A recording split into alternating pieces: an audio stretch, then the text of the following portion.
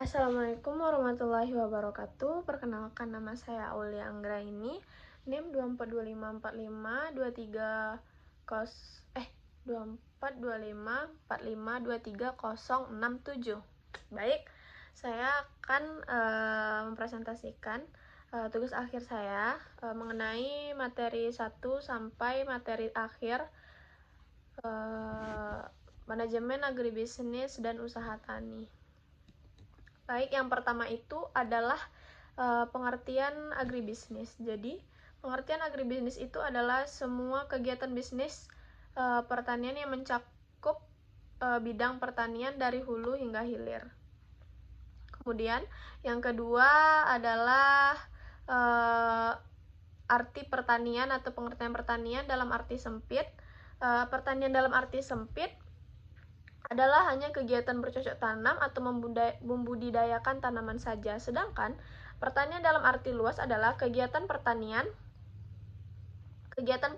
yang mencakup seluruh pemanfaatan makhluk hidup dengan baik dari tanaman hingga hewan seperti peternakan, perikanan, perkebunan, dan kehutanan.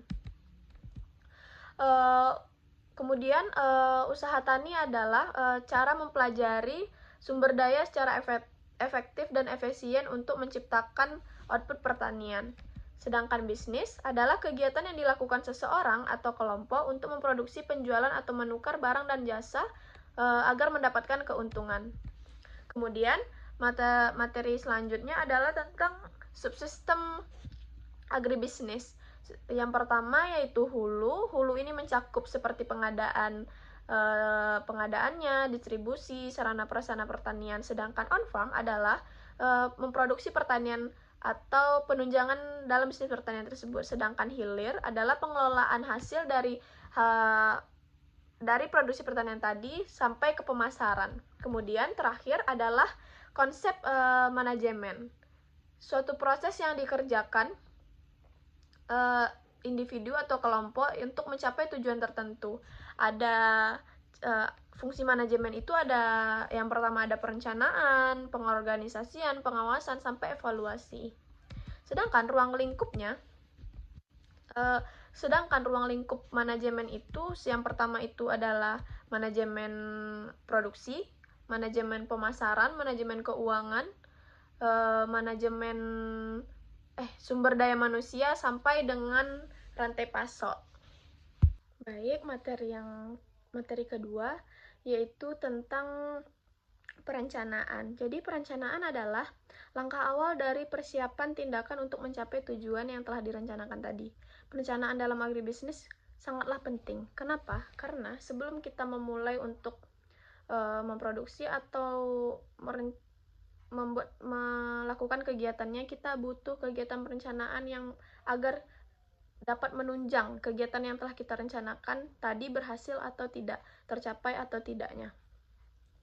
Kemudian jenis-jenis perencanaan yaitu yang pertama adalah perencanaan strategi. Perencanaan strategi ini yang bersifat umum dan mencakup tujuan-tujuan yang besar saja. Sedangkan yang kedua adalah perencanaan operasional, perencanaan yang lebih rinci daripada perencanaan strategi tadi. Yang ketiga adalah perencanaan berdasarkan waktu. Maksudnya di sini adalah perencanaan berdasarkan waktu ini adalah yang pertama dia dalam jangka pendek, menengah, atau jangka panjang. Kalau dalam jangka pendek, perencanaan ini hanya butuh mencakup 1 tahun saja, sedangkan dalam jangka menengah sekitar 2-5 tahun. Kalau jangka panjang itu lebih dari 5 tahun tadi. Kemudian perencanaan agribisnis ini, perencanaan agribisnis itu yang pertama adalah perencanaan produksi. Maksudnya di sini adalah kita sebelum menanam atau membudidayakan suatu tanaman, kita harus menentukan dulu jenis komoditas yang akan kita budidayakan dalam waktu tanam hingga panen. Yang kedua adalah perencanaan keuangan. Maksudnya adalah anggaran biaya yang kita pakai untuk biaya operasional kita ambil dari pinjaman, tabungan, atau bahkan koperasi. Yang ketiga adalah perencanaan pemasaran. Maksudnya di sini untuk menentukan target pasar kita agar penjualan, produksi hingga distribusi dan promosi agar menentukan apakah untuk kita pastikan apakah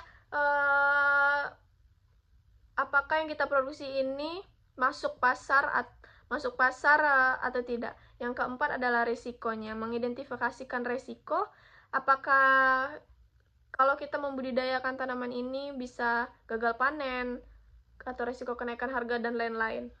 Baik, materi selanjutnya adalah pengorganisasian. Pengorganisasian adalah proses yang mengatur sumber daya dalam suatu sistem untuk mencapai tujuan secara efektif dan efisien. Tujuan pengorganisasian adalah, yang pertama adalah agar efisiensi sumber daya. Maksudnya, berfokus kepada penggunaan sumber daya manusia, modal, dan material secara optimal untuk mengurangi pemborosan serta memaksimalkan hasil. Kemudian, meningkatkan produktivitas. Ini melalui pengorganisasian yang baik sehingga dapat meningkatkan sumber daya yang digunakan itu meningkat lebih besar, apalagi bagi perusahaan. Kemudian struktur organisasi. Yang pertama adalah struktur organisasi. Yang pertama itu struktur fungsionalnya. Jadi, setiap anggota itu harus memiliki perannya masing-masing dalam organisasi tersebut. Yang kedua adalah fungsi matriksnya. Jadi, karyawan ini bisa memiliki dua atasan untuk kolaborasi dan meningkatkan fleksibilitas dalam menanggapi kebutuhan pasar. Kemudian yang ketiga adalah aturan tim. Maksudnya adalah jadi setiap tim itu harus memprioritaskan kerjasama dengan tujuan tertentu agar untuk meningkatkan efektivitas. Selanjutnya, pengorganisasian juga memiliki tantangan. Yang pertama adalah perubahan lingkungan. Jadi perubahan lingkungan secara eksternal dapat seperti tantangan pada pasar dan kebijakan dalam pertanian. Yang kedua adalah sumber daya manusianya. Jadi keterampilannya, potensi, serta retensi pada karyawan tersebut. Yang ketiga adalah kegagalan dalam pengorganisasian. Yang keempat itu dampaknya dalam usaha tani seperti kerugian finansial, kehilangan pelanggan, serta kehilangan reputasi. Terima kasih. Materi terakhir yaitu perencanaan produksi.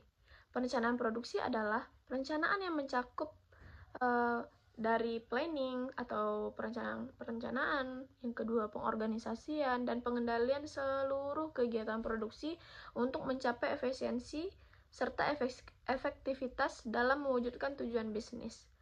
Kalau definisinya, kegiatan untuk menambah guna barang dan jasa dengan baik dan menciptakan barang baru atau meningkatkan